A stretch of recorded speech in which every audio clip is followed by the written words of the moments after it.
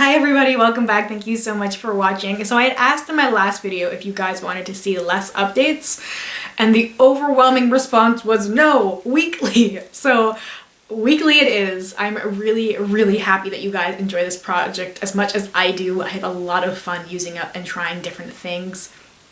I've discovered so many things that I like from this project, which has made it so worthwhile, and we're not even halfway through yet. So I'm really excited to see what other things I'm going to come across that I might not have discovered before. So I wanted to really thank you guys for your support and your love of this project. That means a lot, so thank you so much for watching. And I'm gonna dive in right now with the products I would not purchase. So the first product is the Too Faced Shadow Insurance. This is an eyeshadow primer. It's supposed to give you your shadow 24-hour wear. It's supposed to intensify shadow color. It's supposed to be crease proof and waterproof. I did not like this primer. The Too Faced Shadow Insurance, and I believe it was the Candlelight version, was my gateway into primers. I had got it with a Too Faced eyeshadow set a few years ago now. 3 or 4 years ago, maybe even longer than that. I've since decluttered that palette.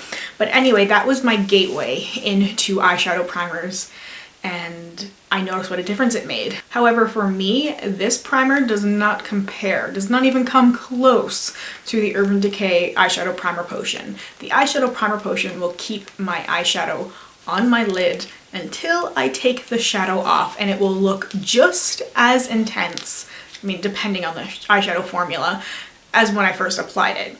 So I have pretty high standards when I was trying this again, and I thought maybe they might have reformulated it because it's new packaging, which is why I think they were sending out these new samples, because this is not a new product, but they did change the packaging. And usually package changing, they usually do a little formula tweaking, but I used this primer just to do a simple wash of gold eyeshadow on my lids and black eyeliner. I was kind of just going back to the basics, a look that I used to do a lot in like high school and university. So I thought that I would just give that a try while I use this, and I mean, a few hours my eyeshadow had faded dramatically, and I was not too happy with that. So just for my personal preference, the Urban Decay Primer Potion is the better eyeshadow primer. Next, I have the Tatcha Polished. It's the Classic Rice Enzyme Powder, which I thought might be similar to the nude one that I had used previously that I really liked. The minute I opened this package, I hated the smell. It smelled very much like old rice. I mean, I've had a few moments where I've made rice for dinner and then accidentally left it out on my counter overnight, and that's sort of what this smelled like. Like, it just did not smell good. I could not get over the smell, and the smell lingered. That was the biggest turnoff. I couldn't really enjoy using the product because the smell was so terrible. And then I really didn't find that it made that much of a difference in order to outweigh the smell. Like, it was okay, but I definitely liked the nude, the Detox Brightening Powder a lot better than I liked this. The MAC Pro Eye Makeup Remover. I had this little guy. These MAC sample jars are just really cute. So I had about 2 uses out of this, and I mean 2 uses like both eyes, so I got to use it 2 different days. I was trying it with different kinds of products. This didn't work very well for me. I mean, it was okay, and it definitely worked with getting off some of my eye makeup, but like, I use a lot of primers. I tend to have a lot of layers of eyeshadow going on, and this just didn't cut it. I didn't necessarily try it with MAC eyeshadows, so maybe it's formulated specifically for use with MAC products. I know sometimes, I think some of the MAC products are sort of formulated that way, which makes sense. But for me, for my use, I've used so many eye makeup removers that worked better than this. And I have 2 of the products that had been hanging on finally finished. The Origins Ginseng Refreshing Eye Cream. This thing is finally done, and thanks go to Faith for suggesting that I just use it like on my chest area, and I did that, so it didn't last very long after that. I really strongly dislike this eye cream, and I'm glad it's gone. If I come across any more samples, I will not be trying it again, because I believe I had this in my try again pile before, and now I can firmly say, nope, I would not purchase this. I tried using it in the morning and putting it under my eye. However, it didn't do anything. It just had that little bit of a, like a shimmery champagne sort of wash underneath, and it just, that's all it seemed to be. It didn't actually seem to be accomplishing anything, and I used this for quite a long time and I didn't see any results or any noticeable difference at all in my under eye area. And the last product I finished is one of the sunscreens. This is the Supergoop City Sunscreen Serum. So I'd been kind of stuck on this and I was rotating between my sunscreens on my face.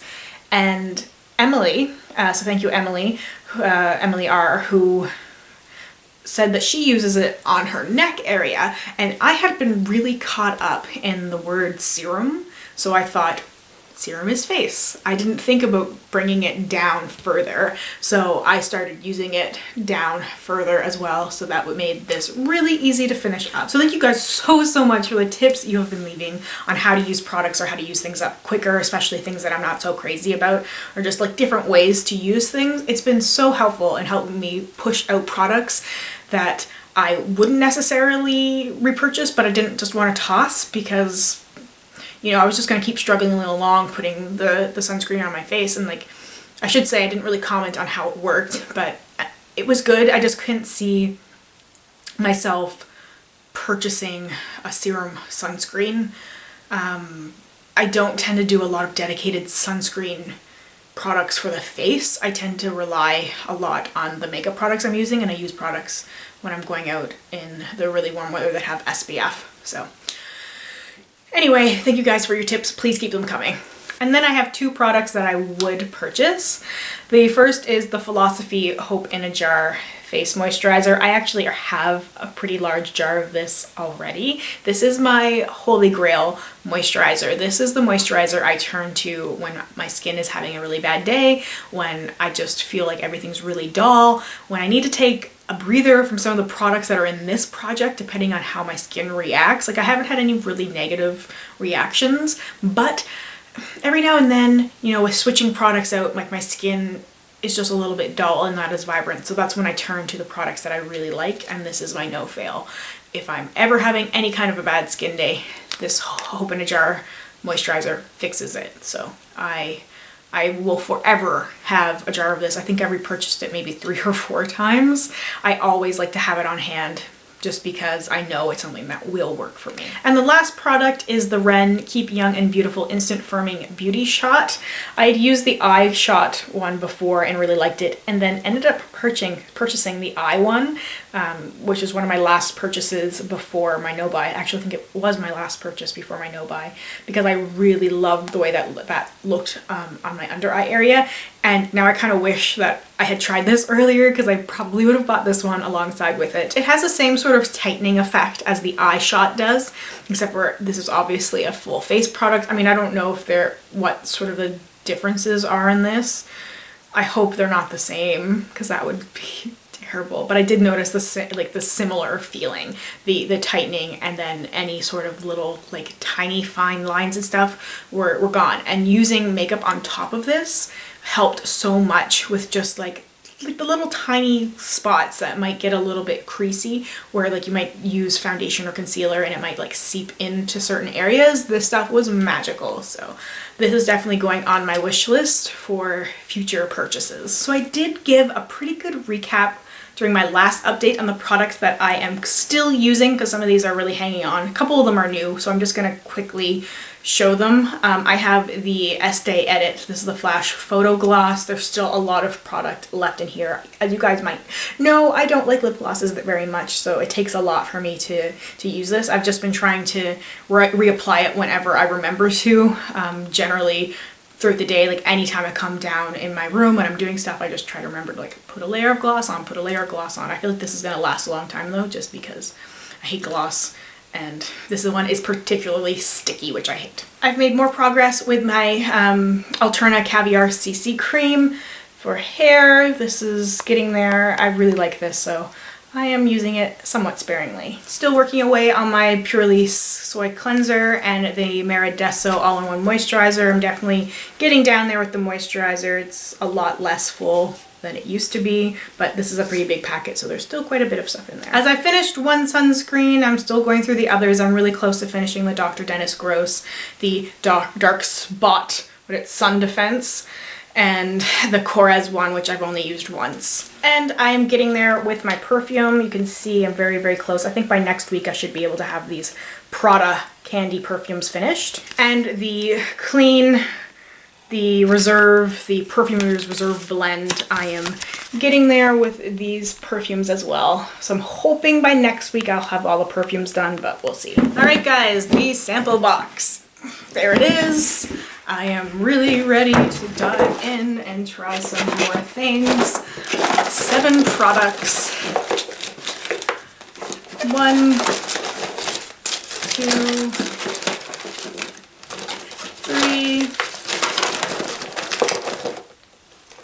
4, 5,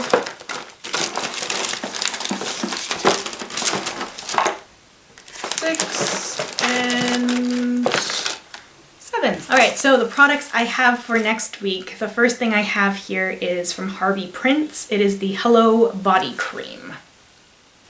I have another perfume. This is Daisy by Marc Jacobs, and it comes in a little vial. I have something, it says it's Versace Man, but it just looks, it's a little card. It doesn't even look like it's something that you really use. It's like something you just get a scent of, maybe? I don't know. We'll see what I can do with this. It actually smells really nice. I have a sample of the Giorgio Armani Luminous Silk Foundation. This is going to be way too dark for me, but I've been curious in the formulation, so I'm going to try it out for that reason.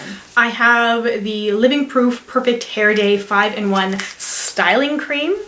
I have a product from Drybar. It is the Bay Breeze Hydrating Shot, which sounds pretty interesting to me. And the last thing I have, I'm really happy about because I picked another sample, I didn't even know I had another one, of the Ren Keep Young and Beautiful Instant Firming Beauty Shot. So how lucky is that? I already know I like this, so this is going to be a joy to use. So that is everything for my update, and I really am just so honored and so happy that you guys take the time to watch my videos. And that is everything I have to say. Thank you guys so much for watching, and I hope I will see you in my next one. Bye.